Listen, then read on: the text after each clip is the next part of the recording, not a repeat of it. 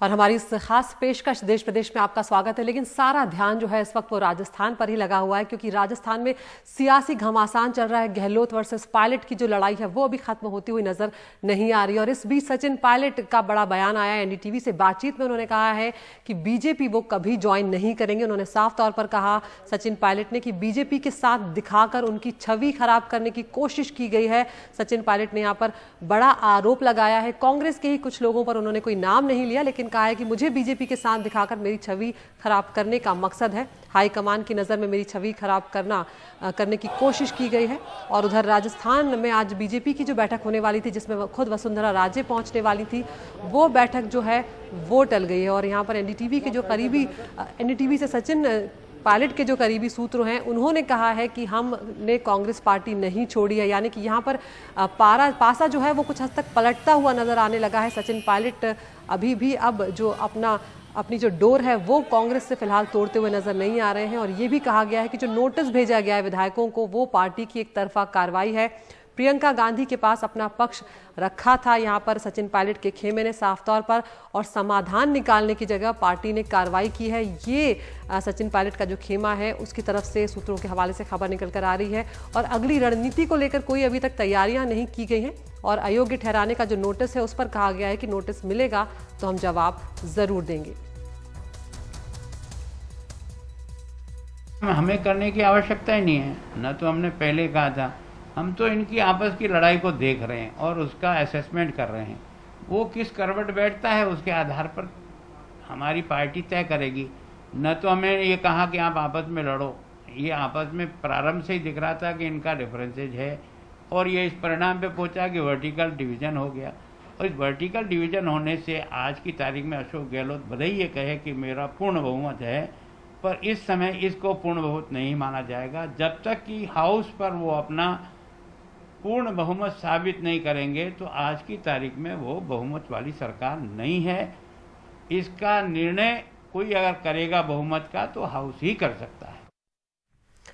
तो राजस्थान पर लगातार हमारी नजर बनी रहेगी। लेकिन सचिन पायलट की तरफ से अब क्या कुछ निकल कर आता है ये देखना होगा कि आगे की उनकी रणनीति क्या होगी। आगे बढ़ते हैं, बिहार की बात करते हैं। कोरोना के मामले जैसे जैसे बढ़ते चले जा रहे हैं, अलग अलग राज्य जो हैं वो अपने राज्यों में सख्ती बरतते हुए नजर आ रहे हैं। बिहार में 16 से 31 जुलाई तक के लिए लॉकडाउन जो है वो लागू कर दिया गया है। 16 से 31 जुलाई तक के इस एक और लॉकडाउन से गाँव को बाहर फिलहाल रखा गया है। सिर्फ शहरी इलाकों के इस लॉकडाउन से रेलगाड़ियों के आने जाने पर भी कोई असर नहीं पड़ने वाला है। उप मुख्यमंत्री सुशील कुमार मोदी ने बताया कि कोरोना महामारी की ना कोई दवा है ना टीका, ऐसे में एहतियात ही एक तरीका है। इसलिए लॉकडाउन के साथ लोगों को मास्क लगाने और सोशल डिस्टेंसिंग के नियमों का पालन करने की हिदायत भी यहाँ पर दी गई है। ये देख लीजिए, सो रहे हैं मेरे फादर, और हम यहाँ पे सभी लोग को देख रहे हैं। किसी फैमिली का बच्चा होकर सबको देख रहे हैं। लेकिन तो एक तरफ जहां कोरोना की मार है, वहीं बिहार जैसे कुछ राज्य हैं जहां पर बारिश और बाढ़ का कहर जो है वो भी बरस रहा है। गोपालगंज में लगातार बारिश से गंडक नदी में जलस्तर बढ़ गया है। इस कारण निचले इलाकों में पानी बढ़ता ही चला जा रहा है। गोपालगंज के 25 गांव बाढ़ से प्रभावित हैं। यहाँ जनजीवन बेहाल है। कई गांव पूरी तरह से कट चुके हैं। यहाँ से निकलने का एकमात्र जरिया नाव ही रह गया है। नाव नहीं मिलने पर ग्रामीण लोग जो हैं वो कमर भर पानी में चलकर सुरक्षित स्थानों पर पहुंचते हुए नजर आ रहे हैं। सबसे ज्यादा परेशानी मरीजों को हो रही है। नुमैया गांव के रहने वाले गुड्डू कुमार यादव का बेटा 4 दिनों से बीमार था। जब हालत बिगड़ गई, अस्पताल जाने की नौबत आई तो नाव तक नहीं मिली और मजबूरन उन्हें चारपाई पे ही बेटे को लेकर निकलना पड़ा।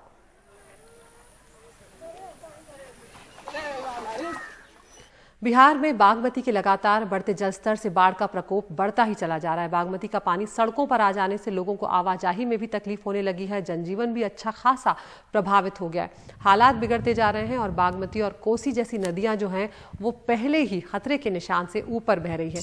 इन नदियों का पानी कई गाँवों में घुस गया है, जहाँ से लोग सुरक्षित स्थानों पर पलायन के लिए अब मजबूर होते हुए नजर आ रहे हैं। तो अंदाज़ा लगाया जा सकता है वो इलाके जहां पर बहुत ज़्यादा बारिश और बाढ़ जैसी स्थिति है, वहां पर लोगों पर इस वक्त क्या कुछ बीत रही होगी।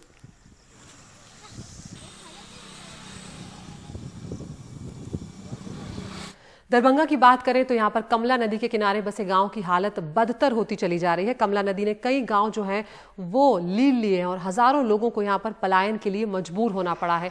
चाको सदा पंचायत के अधिकारियों ने बताया कि कुशेश्वर ब्लॉक के कम से कम 5 पंचायत में घरों में पानी घुस गया है और ये भी बताया कि करीब 100 गाँव के 55,000 लोग इससे सीधे तौर पर प्रभावित हुए हैं।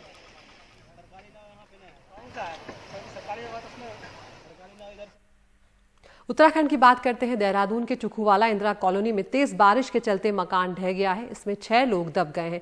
एक गर्भवती महिला समेत 3 की मौत की खबर आ रही है। घटनास्थल पर एसडीआरएफ और एनडीआरएफ की टीमें पहुंचकर राहत और बचाव के काम में लगी हुई हैं।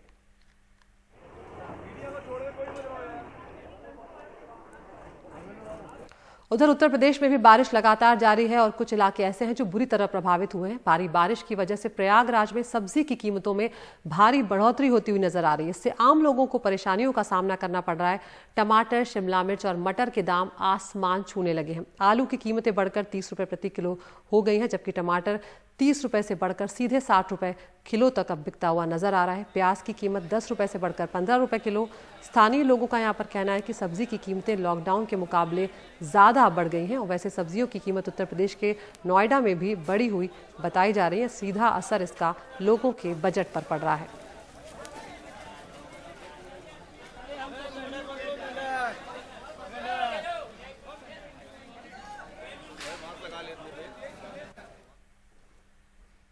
मध्य प्रदेश की बात करते हैं। सिवनी में यहाँ पर सड़क के बीच में बैठे बाघ ने वहां से गुजर रहे लोगों को सांसें थाम कर रोकने पर मजबूर कर दिया। यूं तो सिवनी में पहले भी सड़क पर बाघ टहलते हुए देखे गए हैं, लेकिन इस दफा एक बाघ करीब घंटे भर तक सिवनी के कुरई मार्ग पर कब्जा जमाए हुए बैठा रहा। टाइगर जब तक सड़क पर आराम फरमाता रहा, किसी की वहां से गुजरने की हिम्मत नहीं हुई। गाड़ी में सवार लोगों के बनाए वीडियो को सोशल मीडिया पर वायरल होते देर नहीं लगी। गाड़ियों की आवाज सुनकर बाघ दहाड़ता रहा और लोग वहां पर चुपचाप खड़े रहे।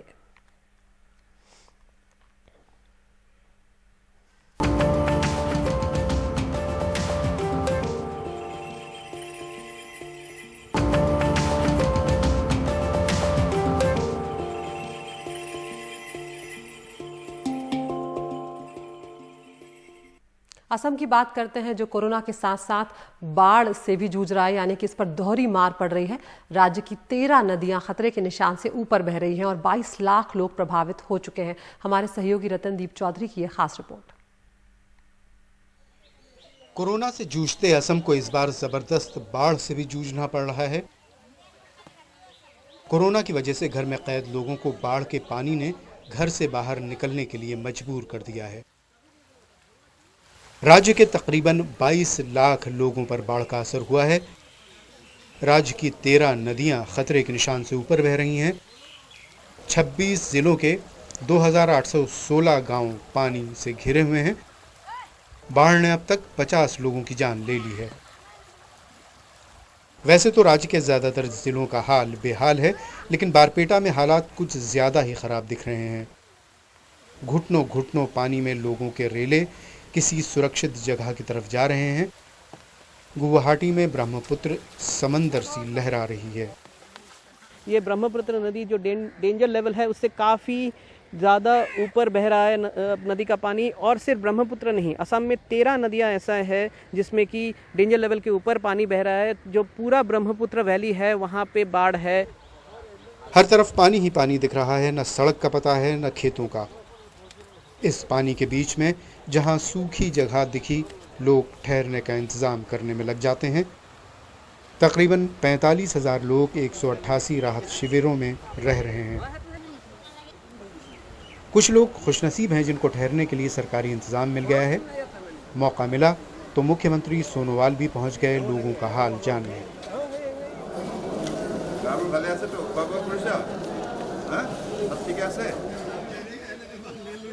1,21,000 हेक्टेयर में खड़ी फसल चौपट हो गई है। खेतों का ही नहीं, जंगलों का भी बुरा हाल है। एक सींग वाले गैंडों के लिए मशहूर काजीरंगा नेशनल पार्क में भी बाढ़ का पानी भर आया है। 51 जानवरों की मौत हो गई है और 100 से ज़्यादा को बचाया गया है। बाढ़ की वजह से काजीरंगा के पास नेशनल हाईवे 37 पर ट्रैफिक रोक दिया गया है। असम इस बार हाल की सबसे भयानक बाढ़ से जूझ रहा है। राज्य में 17,000 से भी ज़्यादा कोविड-19 के केसेस हैं और जो मृतकों की संख्या है वो भी बढ़ रही है। मेरे पीछे आप देख सकते हैं नदी बहुत तेज़ बहाव है नदी में, और ये तेज़ बहाव सिर्फ ब्रह्मपुत्र में नहीं है, 13 नदियों में है, और इसलिए बहुत सारे गांव अब बाढ़ से प्रभावित हैं। तो बाढ़ और कोविड-19 का प्रकोप दोनों से इस वक्त जूझ रहा है असम। गुवाहाटी से रत्नदीप चौधरी, एनडीटीवी इंडिया। उधर काजीरंगा नेशनल पार्क का 90% हिस्सा बाढ़ में जलमग्न हो चुका है। अगरतोली रेंज में बाढ़ में एक गैंडे का बच्चा अपनी मां से बिछड़ गया। काजीरंगा पार्क से कर्मचारियों ने उसकी मां को तलाशने की काफी कोशिश की, लेकिन अब तक कामयाबी नहीं मिली है। फिलहाल गैंडे के बच्चे को राहत शिविर में रखा गया है।